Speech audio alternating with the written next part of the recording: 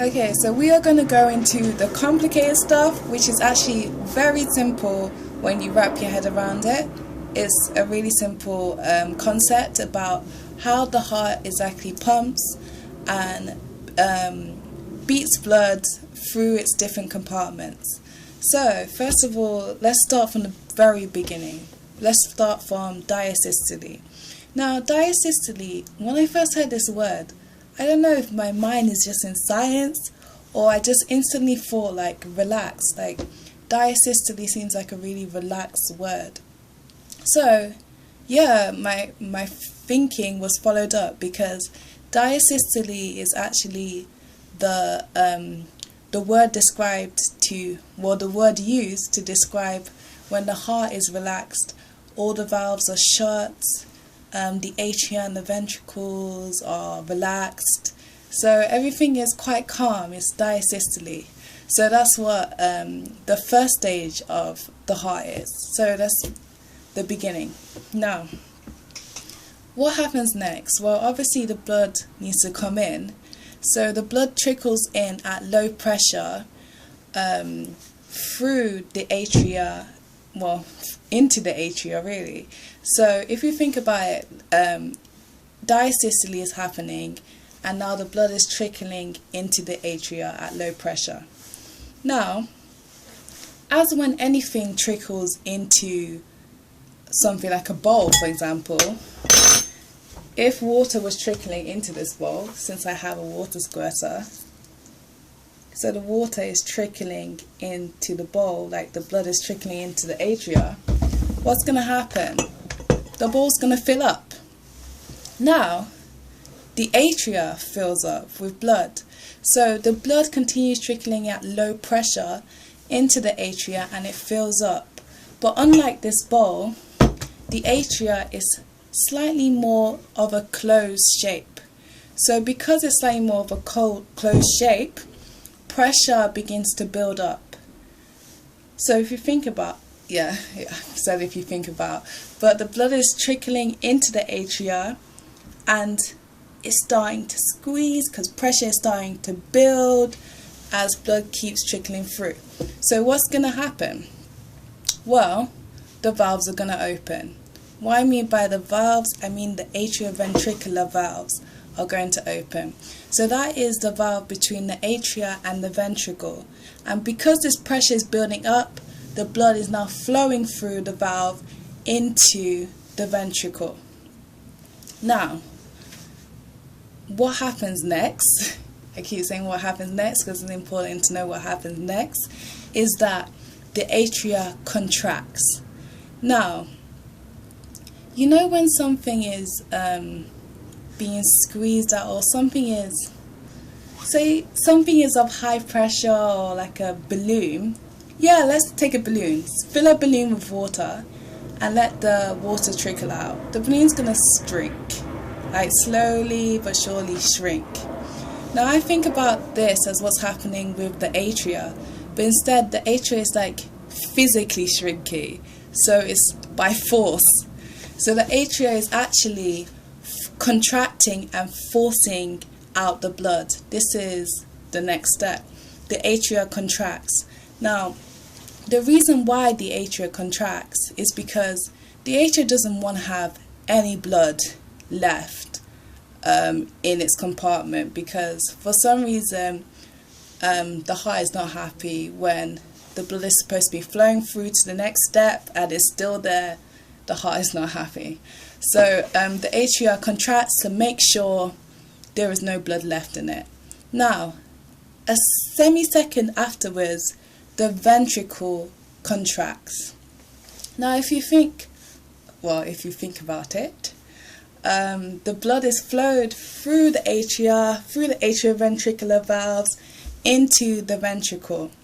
Now, if the ventricle does contract, the pressure in the ventricle will be higher than the pressure in the atria, which has got rid of all its blood. So, because valves only allow for blood to flow in one direction, the valve is going to shut.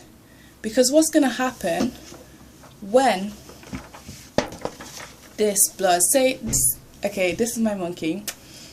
Imagine, use the power of your imagination, that his top half is the atria and his legs are the ventricle. Now, if his top half has emptied into his legs, and then his legs suddenly contract, you're going to expect all of his cotton to shoot back up into his chest, which is the atria. Now, with the heart, this cannot happen. If you squeeze something, it can't go back up because valves only allow blood to travel in one direction. So, as a result, the atrioventricular valves are going to have to shut to prevent blood flowing backwards. And this pressure from the ventricle contracting forces the blood, because it's not flowing backwards, it has to flow forwards, forces the valves, the semilunar valves, which lead to either the pulmonary artery or the aorta, to open. So we're going to recap on this. So if you're not quite getting it now, we're going to recap. But if you're getting it now, keep listening. So the pressure from the ventricle contracting shuts the atrioventricular valves and opens the semilunar valves, which either lead to the pulmonary artery or the aorta. Now, this process of the ventricle, the aorta, the atrium contracting, and then a second later the ventricle contracting, is called systole. Now, if you remember in the beginning, I was saying how diastole is so relaxed and chilled, everything's empty, valves are shut, things are relaxed. Well, systole is the opposite. Like, if you think about, the ventricle is contracting, the atrioventricular valve is shutting, the semilunar valve is opening. It's going to be pretty hectic. It's not relaxed anymore. So this is not diasystole, this is systole. So that is what's happening. And then, so the blood flows through from the ventricle into the semilunar valve to either the aorta or the pulmonary artery. And what happens next, I've done that in a previous video, so check out my previous video and you'll see what happens next.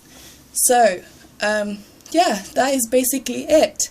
That's the heart contracting in how many minutes? Around 8 minutes. So, let me just recap that quickly. So, what happens is everything's relaxed, diasystole, everything's chilled. Valves are closed, atrium is relaxed, ventricle, atria is relaxed, ventricles are relaxed.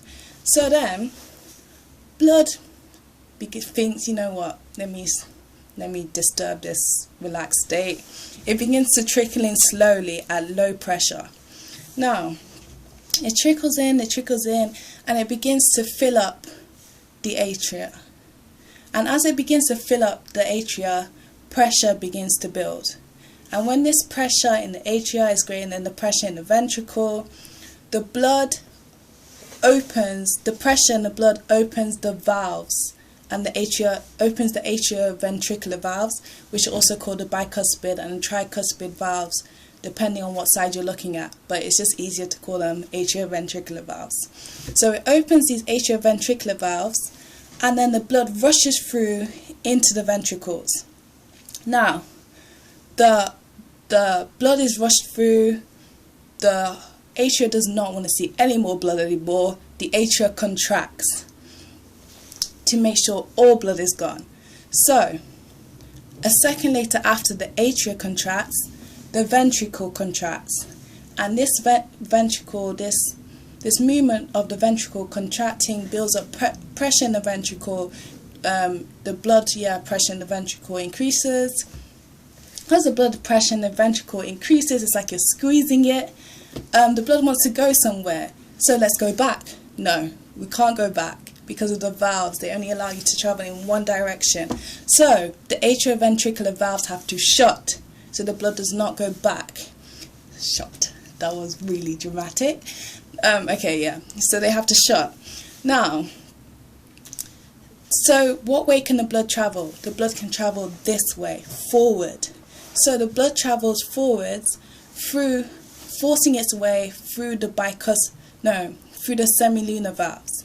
Now from the semilunar valves, the blood can either travel through the pulmonary artery or the aorta. Now the pulmonary artery will take it to the lungs, the aorta will take it to the head, the arms, the legs, genitals, etc. Now, yeah, that is the cycle, the heartbeat in a way. The heartbeat summarized it's now become around 11 minutes. So I'll see you in another video.